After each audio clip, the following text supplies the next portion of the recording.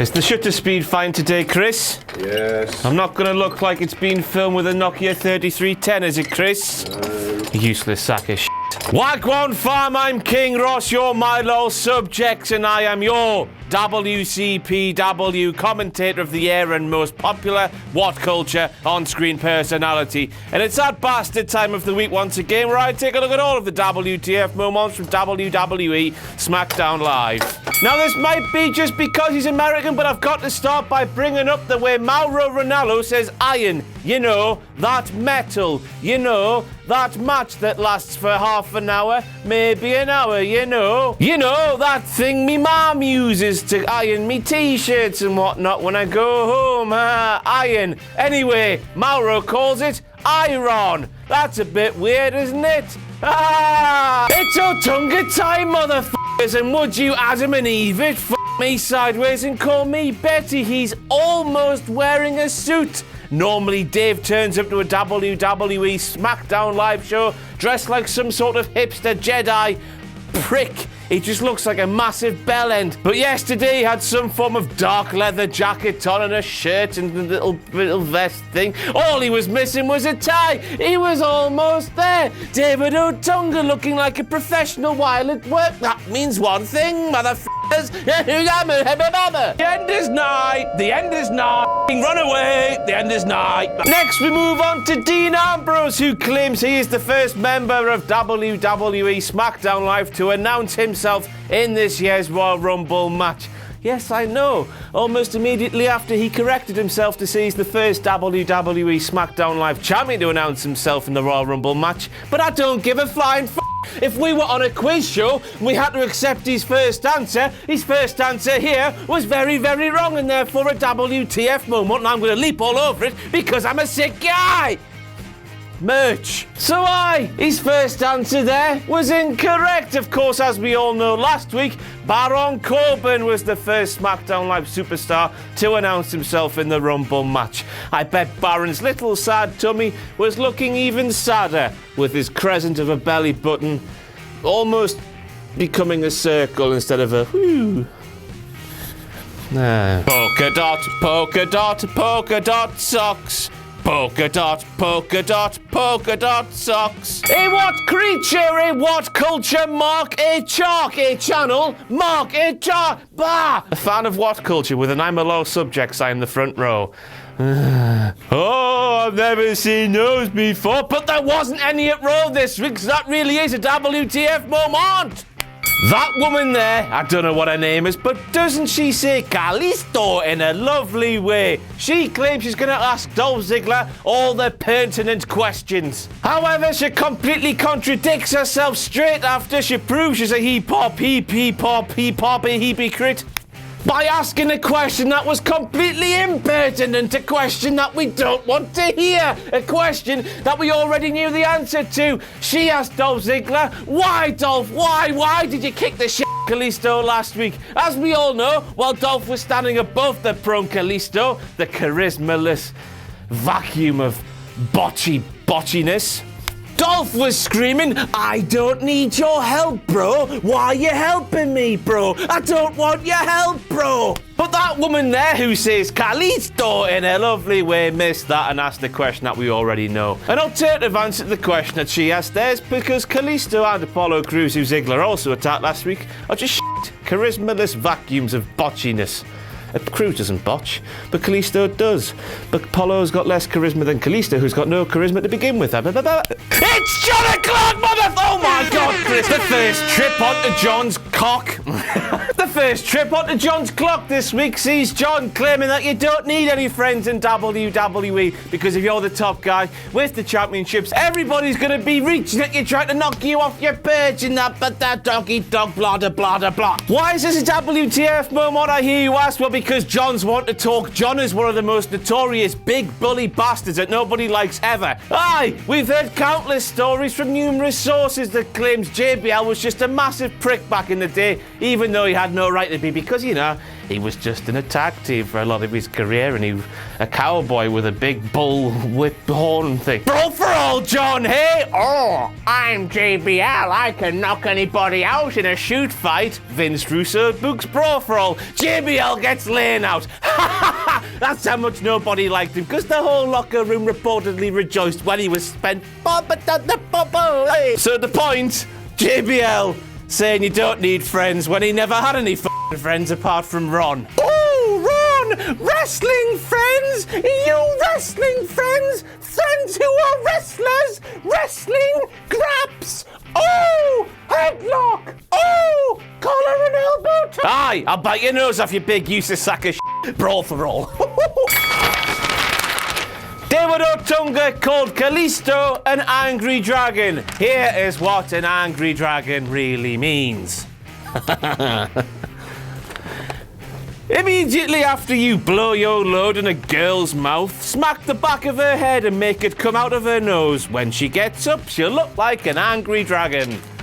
Don't be mad at me, everybody. I'm just reading out what the internet says. Be mad at the internet for providing such information to people like this. Don't shoot the messenger, is what I'm saying. Or just don't get angry at someone in a plastic crown and velveteen cape size on the internet and have a I've got to bring it up. Randy Orton was in a tag team match. Randy Orton went on the apron, not legal man in the ring. He should have been holding the tag rope. Randy Orton refused to hold that tag rope. WTF, even though Randy did refuse to hold that tag rope when he tagged himself in, illegally because he wasn't holding the tag rope, the referee counted the tag as a legal tag as if someone was holding the tag rope. Now this is funny, because Randy Orton has the nickname the Viper, not because he slithered through the ring and is a bit of a snake and all that malarkey. It's because he's constantly pulling his own pisser. He's a notorious masturbator. He's always pulling his pisser and blotting into his wag sock, holding his Viper, blah, blah, blah, blah, blah, blah, blah, blah, blah. Luke Harper, the first time he got up on the apron to distract the referee, Randy Orton put a thumb to the eyes and took advantage. That made sense. The second time, Harper got up on the apron for absolutely no bloody reason. Orton was in control of the situation. Orton swing Gable into Luke, and Luke fell down. Luke became pissed. They lost the match. Luke and Randy are butting heads. I don't know why Luke was up there. Apparently the youth of today, because they are an uncreative bunch who just sit there wanking all day into pizzas and playing video games with their virtual reality headsets, just say because reasons. And because I am down with the kids, I'm going to say that Luke Harper was up on that apron because reasons, because I can't think of anything else to say, because it's not really a funny moment. He was just up there when he shouldn't have been. A huge scoop on this week's WWE SmackDown Live as General Manager Daniel Bryan announced that there's going to be a steel cage match for the women's title between Alexa Bliss and Becky Lynch next week. WTF, huge announcement. Women's wrestling. Did that come across as condescending? I didn't mean it. I just digging a hole, digging a hole. Anyway, steel cage is a downgrade in my eyes and in yours if you've got half a pissing brain than a Hell in a Cell match. The Raw women, they got to be in the cell. The SmackDown women, they just get the cage. The Raw women, the boo. The SmackDown women, the boo. The boo, the boo.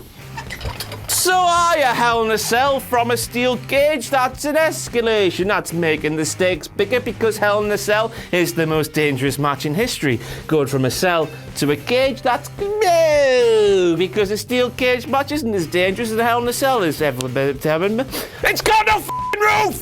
Me sideways and call me Betty. Wasn't CJ Lund f***ing terrible? I've got everything she f***ed up written down here, so I'm just going to read it out and put some little bit of pizzazz into me reading, a little bit of jazz hands and all that malarkey. So the first spot she f***ed up, she runs around like she's on a Carry On film. Who was she against? She was against Carmella. Carmella rolled out the ring. CJ followed her. Carmella got back into the ring. CJ did this. Oh.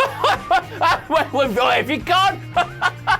And then she rolled back in the ring. You know what that makes me want to do? I push my fingers into my eyes. Here's the second thing CJ Lund f***ed fucked up. She can barely run to the bastard ring. It looked like this sick guy here, and the massive humanity that I am, I've got more athleticism than her. She tried to hoist herself up, but she only got halfway, then had to roll into the ring like a common sea manatee. It wasn't a pretty sight. It's something that a wrestler should be able to do without thinking, but she could barely do it, and she looked awful doing so.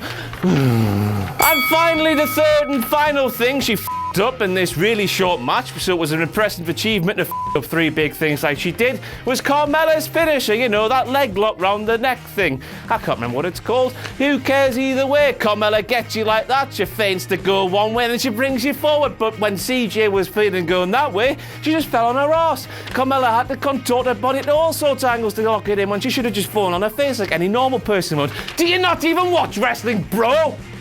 Or sis, since you're a woman. Jimmy Ellsworth bringing out the breath spray, doing all this, because he's apparently been waiting 32 years to kiss a bird. A bird being a lady being Carmella. This is despite the fact that any wrestling fan worth his salt knows that James Ellsworth not only has kissed at least one lady, he has literally been inside one lady.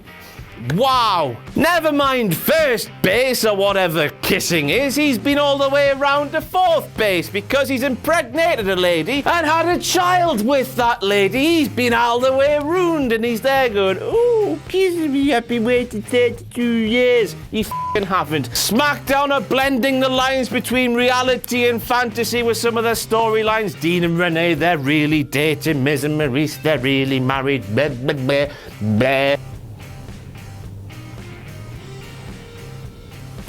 So when they go full kayfabe on something like this, expect people like me to be asking questions because geese and gander and them, I don't know what I'm doing. The mark, the dirty, unwashed mark that had a sign that read Cena Nation, despite the fact Cena has called his marks the C Nation, one word, flows well, lovely, lovely, lovely, since the dawn of time. But that mark there clearly isn't a real Cena mark because he didn't know the difference between Cena Nation, something that doesn't exist, and C Nation, something that does. It's John O'Clock, motherfuckers! Hello, John! Oh, you having a little cry? Having a little cry? Oh, me, everything's going pear-shaped. Here's a direct quote from John himself. Maggle, AJ, you faced Baron Corbin in that triple threat match with Dolph Ziggler. That's the first time he'd been in there. The first time that he'd had the WWE Championship. What do you think about Michael Cole using Vaseline on his nips and me sucking them dry? Blah, blah, blah, blah. I'll read that last bit was made up. But the first part, he missed out the word match. He said Baron Corbin had his first WWE Championship when he meant to say WWE Championship match. Now then, just think about JBL sucking Vaseline off of Michael Cole's nipples, please. No doubt one of you out there is touching yourself over that, aren't you, you f***ing pathetic mess. In years gone by, we've seen John Cena pick up buildings. We've seen him with Edge and the Big Show on his shoulders. That's like 760 pounds worth of weight. Maybe 740. I don't know. It's a lot of weight anyway on his shoulders. But last night on WWE SmackDown Live, John hoisted up 275-pound Baron Corbin and fell flat on his arse. There's only one explanation for this. Baron's little belly button probably bit John on the shoulder, causing him to fall down in pain. And we end this week's show with a little bit of a whoopsie from Mauro Ranallo, who called a standard sidewalk slam a deep six.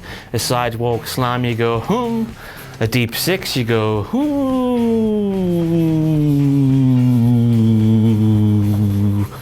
hum. AJ Styles put him right though. That was nice of him. Why did Mauro call the wrong move? I suppose because we're down with the kids these days. Because reasons.